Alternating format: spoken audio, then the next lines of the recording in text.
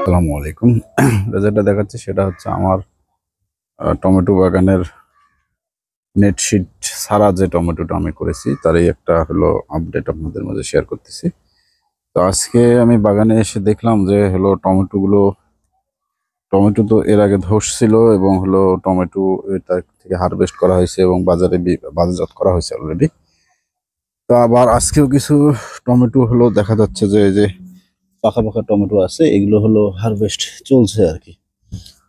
Harvest চলছে তো আমি যেটা দেখতেছি আসলে গ্রীষ্মকালীন টমেটো চাষ করাটা আসলে খুব কষ্টকর। গ্রীষ্মকালীন টমেটোতে একটু সম্ভবত রোগ বেশি হয়ে থাকে। এই যে অলরেডি হলো একটা গাছ হলো স্টক করে হলো, এটা হয়তো গাছ টিকবে না, এটা হলো তো মারা গিয়েছে। তো এখানে এই যে আরো গাছগুলো আছে এবং সবগুলোতেই হলো টমেটো আছে এবং এই যে ফুলও আছে আর কি। পরবর্তীতে এগুলো থেকেও টমেটো ধরবে আশা করা যায়। তো তবে গাছ অনেক গাছই সুস্থ আছে, ভালো আছে। কিছু কিছু গাছের মধ্যে আবার সমস্যা হয়ে গেছে, যেমন এই যে এই গাছটাও হয়তো স্টক করছে। এই যে এখানেও আবার বেশ কয়েকটা গাছ আছে, যে কয়টা গাছেও আর কি সমস্যা হয়ে গেছে। এই যে পাকা টমেটো দেখা যাচ্ছে, এগুলো হারভেস্ট চলছে আর কি, হারভেস্টের কাজ চলছে, এক সাইড থেকে হারভেস্ট করতেছে। এই সব সময় পানি বা এটার স্প্রে বা পরিচর্যার উপরেই গ্রীষ্মকালীন টমেটোটা আর কি চাষাবাদ করতে হয়।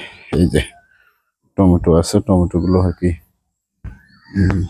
পাকা পাকা টমেটো যেগুলো আছে এগুলো হয়তো কিছুক্ষণের মধ্যে এখানে থাকবে না, এটা হলো হারভেস্ট করে নেবো। কিছু কিছু গাছের যে ডিস্টার্বও আছে, এগুলোতে স্প্রে হলো দিয়েছিলাম, আবার হলো স্প্রে দিতে হবে। এই যে আছে গাছ এবং অনেক গাছে আবার নতুন করে ফুলও আসতেছে।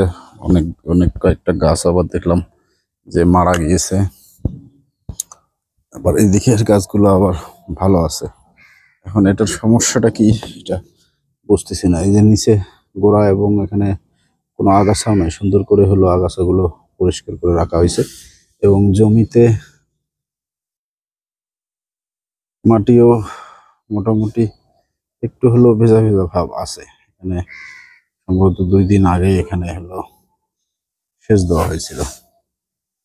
এই যে এখন এটার প্রবলেম কি, হঠাৎ করে গাছগুলো স্টক করতেছে কেন এটা বুঝতেছি না। আমার এই পেজে যদি কোনো কৃষিবিদ থাকেন বা আমার এই ভিডিওটা যদি তার কাছে পৌঁছে যায়, এটার হলো একটা সমাধান দেবেন, যেটাতে আমার হলো উপকার হবে। তো ধন্যবাদ সকলকে, ভালো থাকবেন। আসসালামু আলাইকুম।